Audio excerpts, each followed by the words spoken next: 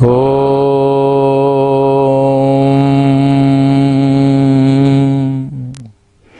Adi Shankara is essentially a humanist. He is a great devotee, and above all, he is a positive perfectionist. His intellectual acumen, his spiritual sublimity are used to promote the life of people.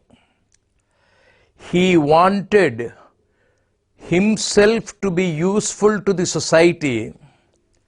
He wanted everybody to be a person of knowledge, happiness, and devotion. In his childhood, he was a brahmachari. As a brahmachari, he was going to the houses to beg for alms. One day, he stood in front of a house and said, "Bhavati Bhikshan Dehi." The lady in the house searched for fruits or alms in the house. She could not find anything. Finally, she was able to get one dry fruit amla. She brought it. She was very shy to give that dry amla to the holy brahmachari. Looked at her, and Adi Shankara felt sorry for her plight. Immediately, he closed his eyes, meditated on Goddess Lakshmi, and sang the great Kanakadhara Stuti or Stavam. Immediately from heavens above, gold amlas, fruits rained. He collected them all and gave them to the lady who had the generous helping nature. In this episode, we find the humanism of Adi Shankara. Today, many people recite Kanakadhara Stavam. In no house, not even a single rupee fell from the heavens. When Adi Shankara sang, money rained, golden fruits came. When we sing, we do not get. The reason, Adi Shankara did not sing Kanakadhara Stavam for his benefit. He did sing to help a poor lady of generous heart. Adi Shankara wanted everybody to be useful to the society, wanted everybody to be compassionate, kind-hearted. He wanted everybody to help the people in need. In this particular episode, we find Adi Shankara's humanism.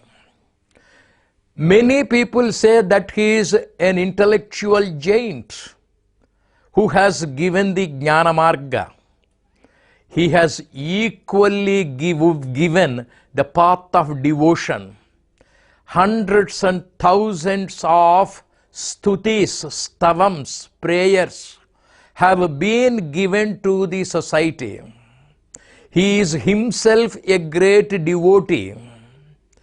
Lakshmi Nrisimha Stotram and a host of such prayers praising the glory of God are given to us by Adi Shankara. First, he is a humanist. Next, he is a devotee. Third, he is a perfectionist. He wanted everybody to be perfect. That is the reason why he gave us Advaita. Advaita is a method by which we reach a state of perfection. Dvaita, Visishtadvaita and Advaita are the three stages. In society, before marriage, husband and wife are two. When they marry, they are parts of the system called marriage. And finally, when they grow old, they become one in love. When Sri Rama asked Anjaneya how he looked at him, Hanuman said, when I have the body consciousness, I am your dasa servant, you are different, I am different. When I have the Jivatma Bodha, I am the Jiva, you are the Paramatma, you are the whole, I am the part, I am a part of the whole. Next, he reached the highest state, Tvamevaham Ahameva Tvam. An employee initially finds himself to be different.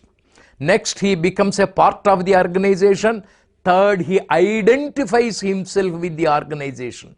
It is with the total identification with the institution or organization we reach the perfect state of administration.